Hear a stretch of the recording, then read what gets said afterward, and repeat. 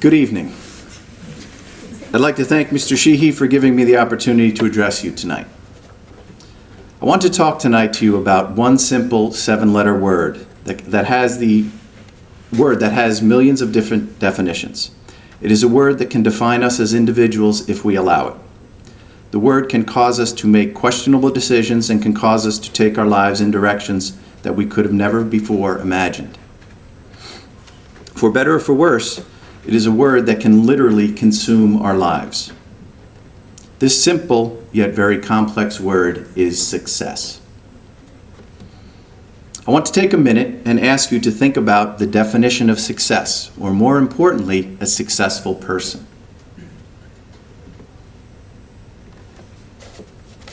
If I were to now take a poll, I am willing to bet that many of you are thinking about Bill Gates, Steve Jobs, Mark Zuckerberg, Oprah Winfrey, or perhaps you are thinking about a family member or family friend who has achieved financial success. If many of you have defined success from mostly a fame or fortune perspective, you are not alone. That is how a majority of Americans would define success. For better or for worse, we have allowed society to define success for us and narrow that definition, in this case, to wealth. Tonight, I want to challenge you to redefine your definition of success. Let me provide you with an anecdote to help you think about the challenge I just proposed. The year is 2007.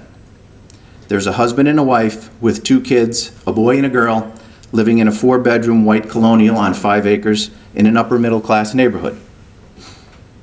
2 cars in the driveway are new. The husband is in middle management at a Fortune 500 company. Occasionally, dinner and lunch with the CEO and his wife. Access to private aircraft. The wife is a stay-at-home mom. They are members at the local country club, where the children take private golf lessons and lounge by the pool all summer long. In the winter, the family vacations in Hawaii. Life is good. The husband, if not considered successful at this point, is well on his way to being successful, according to society's definition. Then one day, everything changes. The husband decides to come home and tell his wife that he is in the throes of a midlife crisis. The wife says, "No problem, go buy your little red convertible."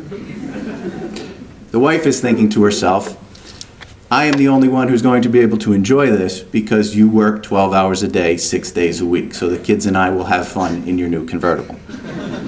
But the husband says, "No, it's more than that. I may be shallow, but I'm not that shallow. I want to quit my job, sell the house, go back to school, and become a teacher." You can only imagine the look on the wife's face. The rest is history. I tell you this story because as you leave school and go out into an uncertain world, I want you to think about the direction of your life differently. I want to encourage you to take risks, calculated risks, and chart your own course in life, not a course that someone else or society has charted for you. Set high expectations and standards for yourself. Do not allow someone else to do it for you. Take the time to think about success in a broader sense than what society has defined. Don't let the widespread definition of success limit you. Look to your experiences at Cbury for inspiration. Cbury has given you the tools to achieve great things going forward.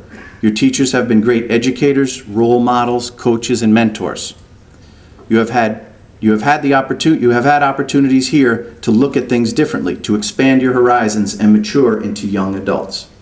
Use the skills and knowledge that you have learned here to create your own path in life, and don't let anyone define success for you other than you. Think about defining success more simply as being a positive role model, a strong contributor to your community, a good husband or wife, a caring and involved parent. Volunteer for a cause that you believe in. Do something with your life that is fulfilling and makes you happy. Choose a career, not a job. I would like to give you some advice to take with you as you leave Cbury. If you allow someone else to define success for you, the less likely you are to achieve it. If you define whether you are a successful person solely based on wealth or fame, you run the increased risk of failure. only about 2% of the U.S. population can be considered millionaires. However, if you begin to think of success in terms of personal happiness and satisfaction, your chances of achievement increase exponentially. And no, I don't have a statistic to support this claim. All I have is personal experience in this thing called life. Finally, I'm not here to say that the quest for financial success is wrong or that you should not strive to achieve it.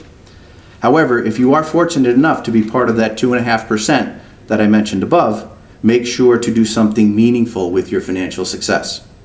Consider helping the less fortunate, support causes that improve the lives of people. Strive to make a difference. You will then find satisfaction in your success. Now go out there and succeed. Thank you.